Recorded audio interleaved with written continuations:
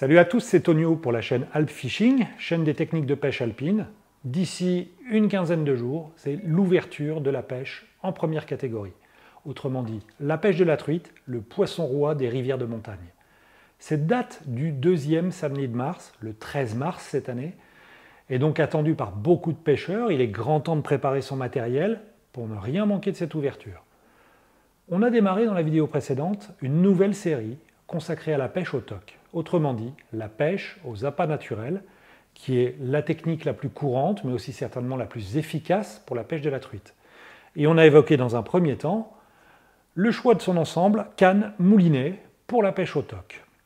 Aujourd'hui, on va parler montage, avec le choix de votre fil de pêche, de votre bas de ligne et toutes les subtilités de cette pêche au toc. Alors j'espère que vous êtes prêts, c'est parti. Alors pour mémoire, on va parler aujourd'hui de pêche au toc, mais de la technique dite pyrénéenne. On parle aussi de dérive naturelle, c'est celle que je pratique. Alors je connais des pêcheurs qui utilisent la technique italienne, très efficace, elle aussi. J'espère que je pourrai à l'occasion vous présenter également cette technique, mais dans l'immédiat, je vais simplement partager ce que moi je connais le mieux, la technique pyrénéenne.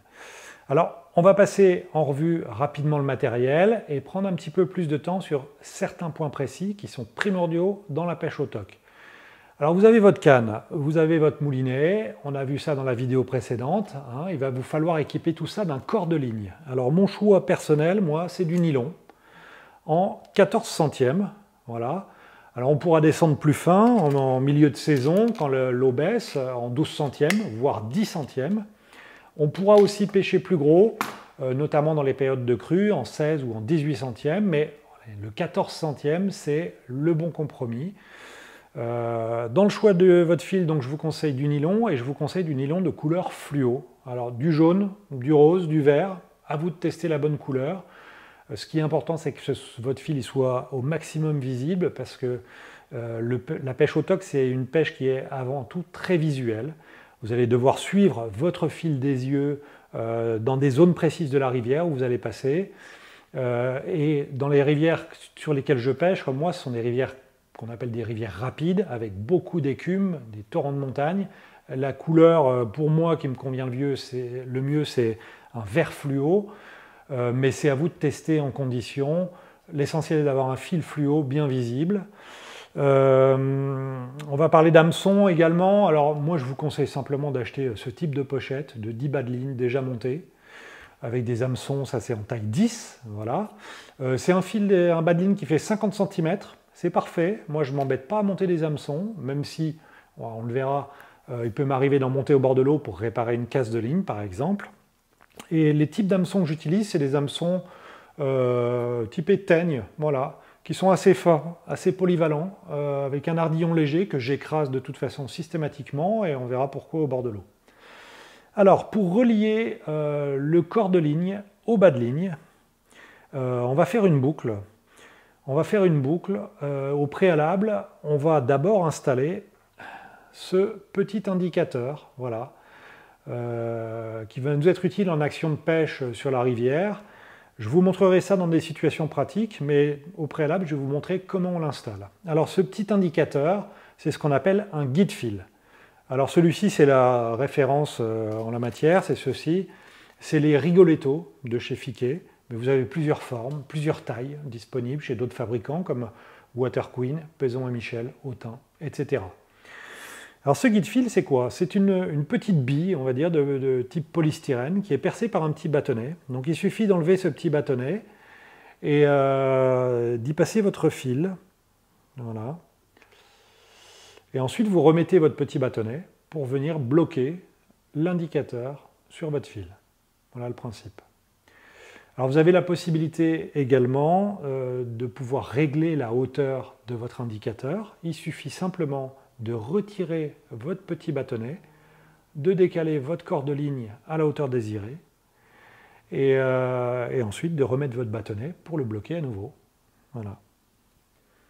Alors, une fois que votre guide fil est installé, on va faire une boucle sur le corps de ligne en bas en faisant un nœud double, comme on l'a vu précédemment dans la technique de pêche du Lavaret. Vous faites un nœud double simplement pour l'empêcher de glisser. Vous pouvez faire un nœud simple, ça suffit, ça fonctionne aussi. Voilà, donc on a notre guide fil, on a notre boucle. Alors, oui, on va ouvrir une pochette d'hameçon, comme celle-ci. Et on va l'installer sur notre corde ligne. Voilà. Donc un petit point important pour vous éviter de faire des nœuds. Voici un bas de ligne qui est sorti de sa pochette. Si vous tirez dessus n'importe comment, vous pouvez être sûr que vous allez faire une belle perruque, mettre 5 minutes à la démêler. Donc vous allez simplement glisser 2 doigts ici, vous voyez, comme ceci. Voilà. Et venir simplement tirer comme ça, dérouler gentiment. Voilà, là c'est parfait. Et vous n'avez plus qu'à dérouler gentiment votre fil. Voilà. Alors vous remarquez qu'il est constitué d'un côté de notre hameçon et de l'autre d'une petite boucle. Et voilà, c'est cette petite boucle-là qu'on va passer dans la grosse boucle de notre corde ligne. Voilà, et on va ensuite venir repasser à l'intérieur notre hameçon, voilà, dans la petite boucle, pour faire une tête d'alouette.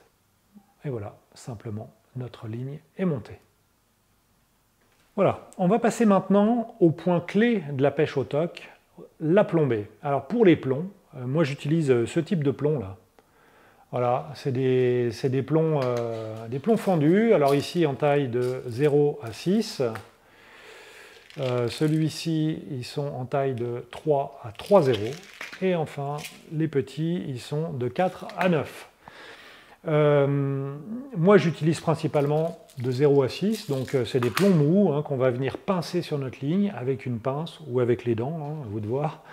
Alors, ce qui est important, c'est la manière dont on va positionner nos plombs sur notre bas de ligne. Alors, comment est-ce qu'on détermine la taille et l'espacement de nos plombs? Alors, à ce niveau, c'est important de parler un petit peu de théorie. Le principe de la pêche au toc, c'est de présenter l'appât au poisson à l'endroit où il est posté. Donc le poisson, il attend les proies généralement posées sur le fond, et donc voilà comment ça se passe sous l'eau. Le rôle des plombs, c'est de faire descendre l'appât dans la couche d'eau à la bonne profondeur, et ensuite de le faire dériver dans le courant. Alors évidemment, ça c'est une ligne un peu standard, si vous avez plus de plomb, une plombée plus lourde, votre appât va forcément descendre plus profondément et plus rapidement. Donc la taille et la quantité des plombs à installer, ça va dépendre de la profondeur que vous souhaitez atteindre.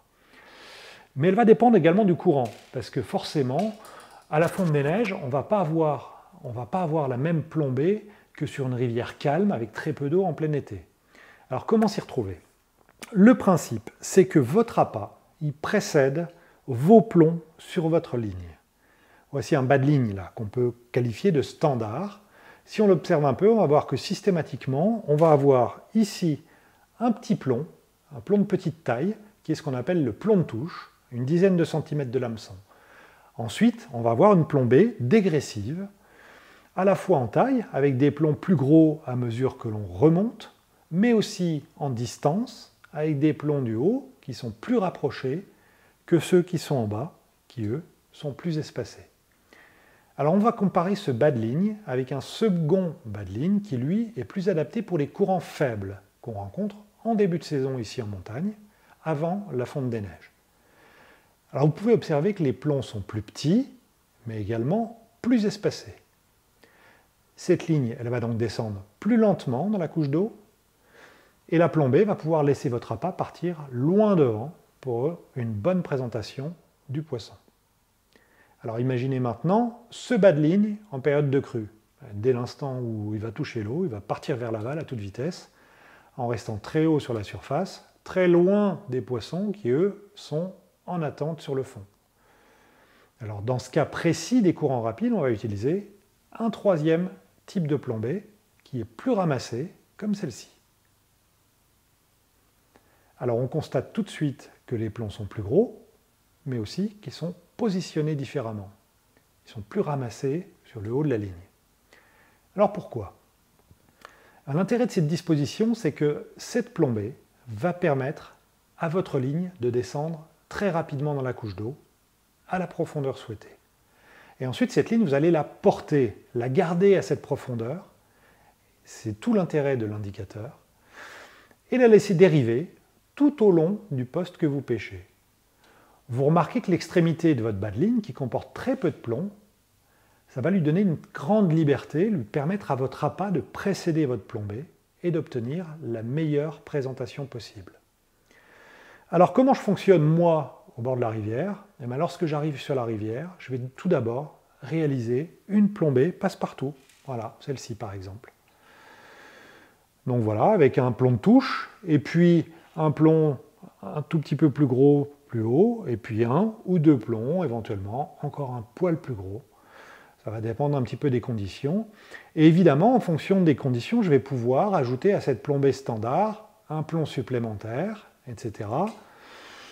Voire éventuellement décaler mes plombs pour modifier le poids et l'espacement de mes plombs. Tout ça, on verra ça ensemble au bord de l'eau parce que c'est vraiment sur des cas pratiques que vous allez comprendre l'importance des réglages de votre plombée.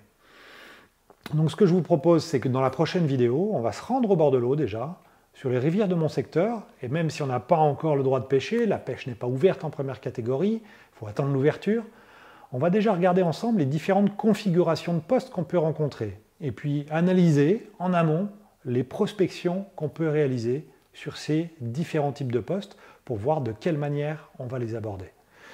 Donc j'en profite, si vous n'êtes pas encore abonné à la chaîne, que vous ne voulez rien manquer des prochaines vidéos à venir, n'oubliez pas de vous abonner. En cliquant sur le bouton là, en bas à droite, pensez à activer la petite cloche pour être notifié des mises en ligne, et puis toujours les commentaires, les questions, les remarques, tout ça. Évidemment, vous êtes les bienvenus. Voilà, je vous remercie beaucoup de votre attention, de votre intérêt pour la chaîne. J'ai plein de retours de votre part et c'est vraiment chouette. Voilà, je vous dis à très bientôt sur Alt Fishing et à très bientôt surtout au bord de l'eau. Ciao!